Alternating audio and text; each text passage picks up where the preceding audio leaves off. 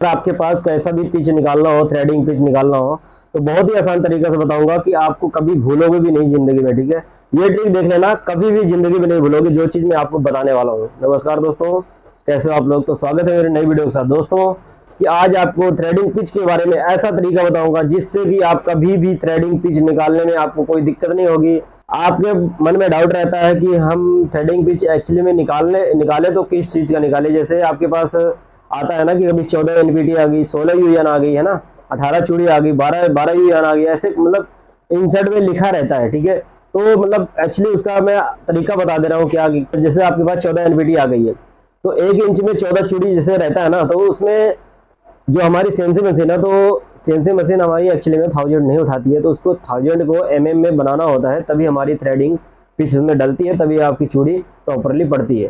तो threading pitch का जो निकालने का फार्मूला है ना, ये चीज देख लेना। जब भी आप थ्रेडिंग प्रोग्राम बनाओगे उसमें थ्रेडिंग पिच मांगेगा, जो कि अगर मैनुअल प्रोग्राम बनाओगे तो उसमें भी हर कट में थ्रेडिंग पिच डालना जरूरी है। अगर साइकिल में बनाते हो तो उसमें भी थ्रेडिंग पिच बिना डाले आपकी थ्रेडिंग नहीं पड़ने वाली है। ठीक है, तो थ्रेडिंग पिच निकालना किस चीज का है वो मैं पहले बता रहा हूँ। ठीक है, जैसे मान लो 14 एनपीटी आ गई आपकी, 16 चूड़ी आ गई, 12 चूड़ी आ गई, 11 चूड़ी आ गई, यानी कि 14 डब्लू, 12 डब्लू, ऐसे आपके इंसर्ट में लिखा रहता है, आपके ड्राइंग में लिखा रहता है।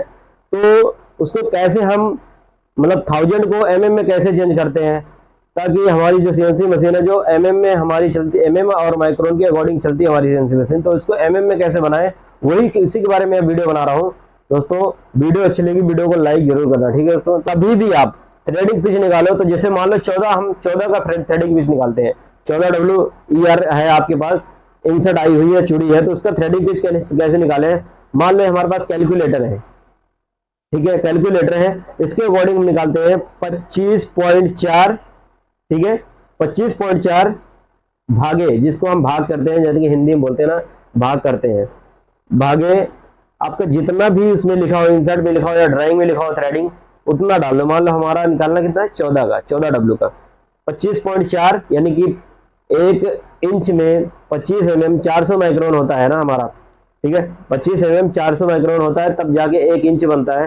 तो उसे वही चीज हम लिखे हुए हैं 25.4, यानी कि 25 mm 400 माइक्रोन भागे अब कितना है, 14, तो कितना आ गया 1.814।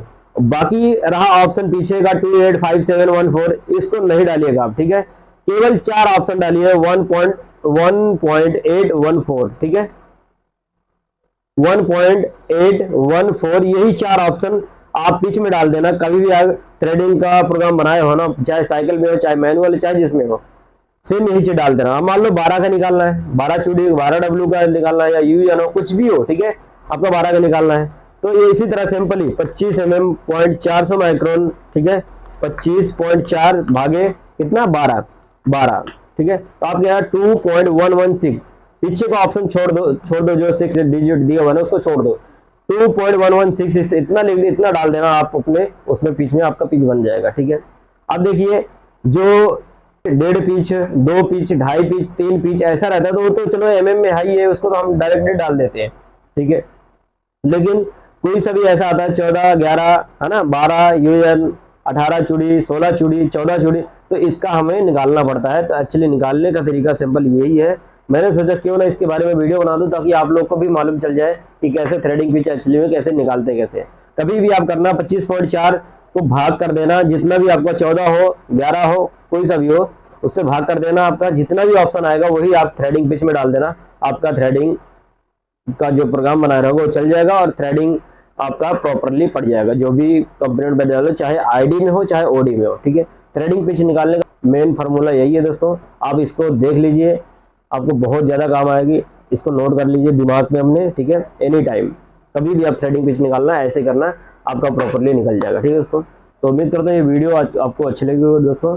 वीडियो अच्छी लगी वीडियो को लाइक, और नया हो तो चैनल को सब्सक्राइब कर लो, क्योंकि मैं इस चैनल पे बहुत ही आसानी से बताता हूँ, बहुत ही इजी तरीके से बताता हूँ, ताकि एक ऑपरेटर भी रहे ना, उसको भी मेरी लैंग्वेज समझ आए अच्छी तरीके से। ठीक है, इस तरह बताता हूँ। और आपको विश्वास नहीं है ना दोस्तों, मैं ये ज्यादा से ज्यादा हेल्प करने के लिए लोगों का ना ये चैनल ओपन किया हूँ। ठीक है, मैं हर किसी का सपोर्ट करूंगा।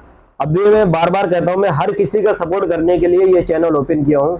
आप कोई भी सवाल करोगे मैं सवाल का जवाब दूंगा, कमेंट का रिप्लाई करूंगा, आप मुझे कमेंट करो, कमेंट के अकॉर्डिंग मैं वीडियो बनाऊंगा। आप सीरियसली कमेंट करना, ये नहीं कि मजाक में, सीरियसली कमेंट करोगे, मैं आपका वीडियो बनाऊंगा, सिर्फ आपके लिए बनाऊंगा, ठीक है। आप करके देख लो, और नए हो तो चैनल को सब्सक्राइब जरूर कर लो दोस्तों, अपने यार दोस्तों हर जगह शेयर करो जो भी CNC सीखने वाले हैं, ठीक है। मैं सबकी हेल्प करने वाला हूँ इस चैनल से, ठीक है। मैं किसी को इग्नोर नहीं करता दोस्तों इस चैनल पे, ठीक है। चलिए आज के लिए इतना काफ़ी है, वीडियो देखने के लिए दिल से धन्यवाद, मिलते हैं नेक्स्ट वीडियो में। थैंक यू, जय हिंद, वंदे मातरम।